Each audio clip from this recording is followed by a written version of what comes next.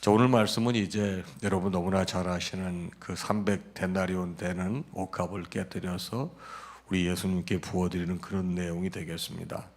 이제 이틀이 지나게 되면 유월절과 무교절이 있게 되겠습니다. 여러분, 유월절과 무교절이 하루 상관으로 같은 절기인데요. 무교절이라고 하는 것은 여러분 이 빵 같은데 이스트를 누룩을 넣지 않는 거예요. 그래서 6월절이 되게 되면 이스라엘 백성들은 아주 딱딱한 그런 걸 먹으면서 정말 옛날에 우리 조상들이 애굽에서 종살이 했던 걸 기억하면서 그 날을 잊지 않기 위해서 아주 그 이스트가 들어가지 않은, 바로 누룩이 들어가지 않은 딱딱한 음식을 먹는다. 그래서 무교절이라고 합니다. 6월절은 여러분 잘 아시다시피 넘어가는 거거든요. pass over. 그래서 죽음의 영이 여러분 바로 문설주에 또 임방에 어린 양의 피가 발라져 있는 바로 유대인의 집에는 이렇게 넘어가서 죽음이 있지 않게 하는 그런 절기가 되겠습니다. 이틀이 지나게 되면 그게 오는 거예요. 굉장히 유대인들에게 가장 큰 절기 중에 하나가 6월절이 되겠는데, 당시 기득권을 쥐고 있던 대제사장들과 서기관들은 어떤 생각을 하고 있었느냐. 이 명절 때 이런 일을 하게 되면 밀란이 일어나니까 우리가 그날은 하지 말자 하고 바로 어떻게 했든지 예수님을 잡아 죽일 방도를 구하고 있었다는 것입니다. 근데 그때 예수님께서 베다니에 있는 나병 환자 시몬의 집에서 식사하시는 거예요. 여러분 상상을 해보세요. 나병 환자 집에서 식사를 하신다. 여러분 지금은 이제 우리나라에도 나병 환자가 이제 없지만은 우리 한때 나병 환자가 많아서 여러분 공군 소록도에 뭐가 있었죠? 여러분 나병 환자들을 이렇게 집단적으로 이렇게 모아서 이렇게 살 수 있게 해놨던 곳이 있습니다. 지금도 거기 가보게 되면 그 흔적이 좀 남아 있고, 그런데 거기 이제 그 기념 시설로 만들어 놨습니다. 다 피했죠. 근데 여러분 예수님 당시에는 더 그랬을 것 같지 않습니까? 근데 예수님께서는 나병 환자 시몬의 집에 가서 이렇게 식사하시는 거예요. 근데 그때 한 여인이 와서 매우 값진 향유, 그 순전한 나드 한 옥합을 가지고 와서 그 옥합을 깨뜨려서 예수님 머리에 붓게 됐습니다. 그랬더니 4절에 보니까 어떤 사람들이, 복수예요, 주변에 있는 사람들이 화를 내면서 서로 말하다, 아니 이거 말도 안 되는 거야. 이게 300데나리온이면 적어도 몇 천만 원 되는 건데 이걸 깨뜨려서 이게 붓다니. 아 이걸 팔아가지고 가난한 사람들에게 나눠주면 얼마나 좋았겠어 하면서 그 여인을 계속 책망하는 거예요. 근데 예수님께서 그 말 들으시고 야단치시죠. 그만둬라. 어찌하여서 너희가 그녀를 괴롭히느냐. 그녀가 내게 좋은 일을 하였느니라. 그래서 여기 오늘 말씀의 제목이 가장 좋은 일이거든요. 그러면서 주님께서 하시는 말씀, 아주 유의미한 말씀을 하시는 겁니다. 가난한 자들은 항상 너희와 함께 있으니까 아무 때라도 원하는 대로 도울 수 있지 않느냐. 다음 말씀이죠. 그러나 나는 너희와 항상 함께 있지 아니하리라. 이제 예수님께서 십자가를 지실 일이 이제 바로 다가오고 있다고 하는 것입니다. 8절, 그는 힘을 다하여 내 몸에 향유를 부어 내 장례를 미리 준비하였느니라. 아주 직설적으로 말씀하시는 거예요. 그러면서 주님께서 이 여인을 칭찬하는 거예요. 내가 진실로 너희에게 말한다. 온천하 어디서든지 복음이 전파되는 곳에는 이 여자가 행한 일도 말하여 그를 기억하리라. 그런데 여러분 그렇게 귀한 일이 있었는데, 여러분 보세요. 10절에 보면 가룟 유다 보세요. 항상 악봐서는 공주하는데 가룟 유다는 어떤 생각을 합니까? 예수를 넘겨주려고 그때 말해요. 대제사장 때에 가니 그들이 듣고 기뻐하여. 여러분 보세요. 예수님을 사랑하기 때문에 여러분 300데나리온 되는 향유를 깨뜨려 예수님의 머리에 부으면서 예수님의 사랑을 표현하고 예수님의 장례를 준비하는 사람이 있습니다. 똑같은 상황입니다. 근데 예수님의 12제자 중에 한 사람은 그 예수를 팔려고 그래요. 너무 좋아해서 가룟 유다에게 돈을 주기로 약속하니까 유다가 어떻게 하면 자기 선생님 예수를 넘겨줄까 하고 그 기회를 찾게 됩니다. 여러분 이게 이제 오늘 전체 말씀의 내용이 되겠습니다. 여러분 그러면 이 말씀은 여러분과 저에게 어떤 깨달음을 줄까요? 자, 지금 말씀 보게 되면 이 종교 지도자들, 대제사장과 서기관들, 이 사람들은 바로 지도자들이 자신들의 기득권을 지키려고 혈안이 돼 있어요. 그런데 반면에 여인은 예수님을 향한 그 사랑으로 그 향유를 붓게 됩니다.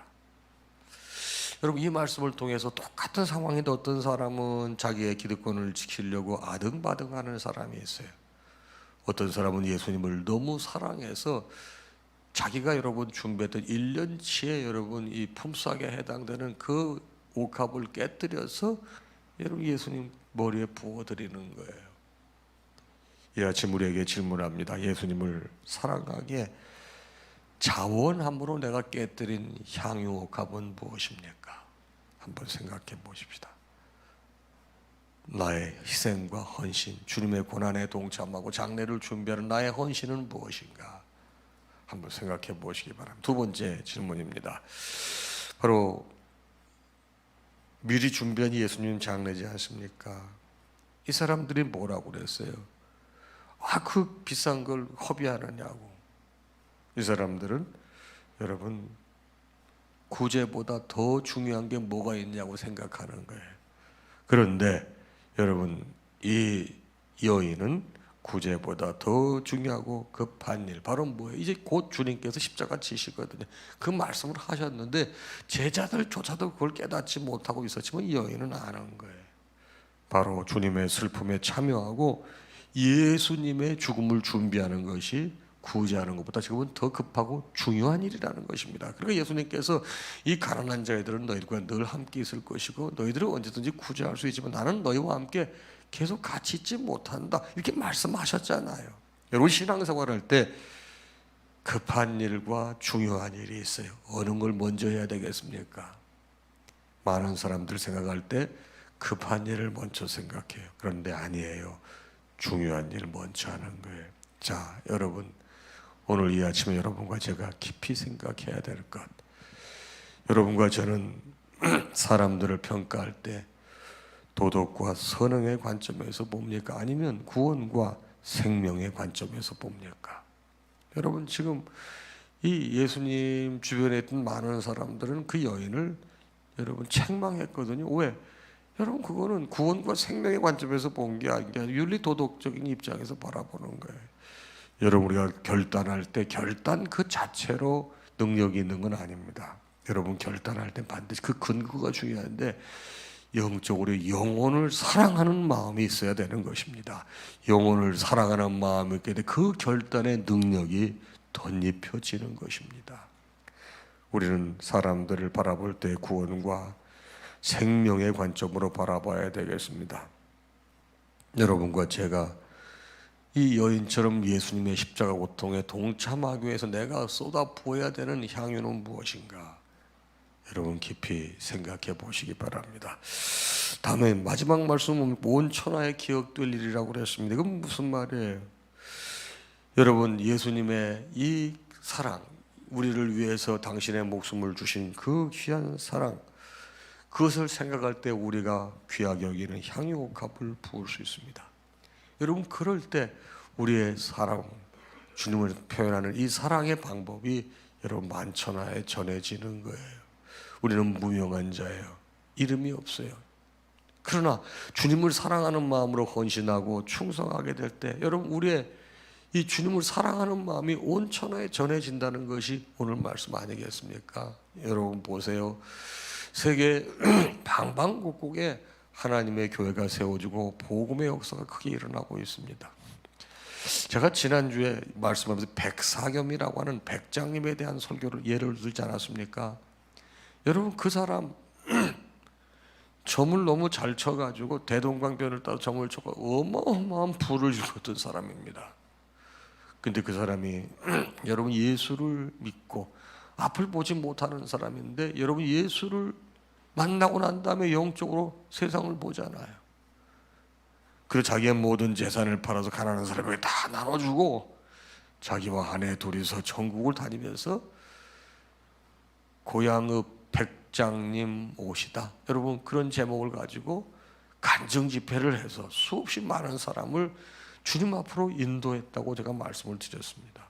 무명한 자입니다. 그러나 바로 자기의 옥합을 깨뜨려요. 그 옥합을 깨뜨리는 게 뭐예요?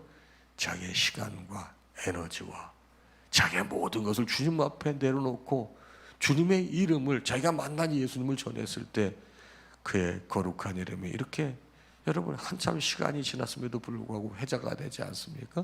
이 말씀에 여러분, 저는 여러분이 이 땅에 살면서 좀 거룩한 흔적을 남기길 바랍니다. 여러분 이 땅에 살면서 주님 부르시게 되면 여러분 우리 다 가는 거예요. 이 땅에 거룩한 흔적을 남기시길 바라요. 그 거룩한 흔적이 여러 가지가 있을 수 있습니다. 여러분, 내가 영혼을 사랑하는 마음을 가지고 죽어가는 영혼을 예수 앞으로 인도했다고 하면 그것도 참으로 귀한 거룩한 흔적이 되겠습니다. 여러분, 세계적인 명문이 하버드 대학교예요. 여러분, 그 하버드가 여러분 사람 이름인가 아십니까? 여러분, 그 사람은 영국 회중교회 목사였습니다. 저기 성공회 목사였습니다. 근데 여러분 신앙의 자유를 찾아서 여러분 이 미국으로 넘어왔어요. 근데 그 젊은 나이에 죽게 됐어요. 근데 그 당시 이분이 모아놓던 책이 400권이에요. 여러분 지금 여러분 400권은 뭐 별거 아니지만 여러분 1621년에 이 청교도들이 신앙의 자유를 찾아서 이 신대륙으로 넘어왔으니까 1600년대 책 400권은 어마어마한 것입니다. 근데 이분이 죽으면서 그 책 400권을 전부 하버드 대학교에 기증해요. 그 학교는 그분의 이름을 따서 여러분 그 대학교를 하버드라고 그러고, 뭐 우리 권사님도 저하고 같이 그 미국에 가봤는데 하버드 대학교 하버드 동상이 이렇게 있어요. 앉아 있는데 이상한 소문이 있어. 그 하버드에 이 구두 신고 있는 거기를 만지게 되면 애들이 하버드 대학교 간대. 그래가지고 반질반질해. 자, 제가 지금 무슨 말씀 드리려고 하느냐? 거룩한 흔적이라는 거예요. 여러분, 그럴 때 그의 이름이 끝까지 나가는 거예요. 말씀을 정리하겠습니다. 우리 기도할 때 나를 위해 당신의 몸을 내주신 예수님을 향한 사랑이 하나님 회복되게 해주세요. 많이 굳었는데 하나님 예수님을 향한 사랑이 이 시간 회복되게 해주세요. 두 번째 기도 제목, 하나님 나도 향유를 깨뜨려 주님의 고난에 동참하는 데 쓰임받는 사람 되게 하소서. 여러분의 향유가 무엇인지 여러분이 판단하세요. 나도 그것을 깨뜨려서 주님의 고난에 동참하고 주님의 장례를 준비하는 사람이 되게 하소서. 하나님, 무명한 우리의 삶이 주님 향한 사랑과 충성으로 이 땅에 거룩한 흔적이 되어 기억된 바 되게 하소서. 우리 이런 제목 가지고 우리 기도하겠습니다.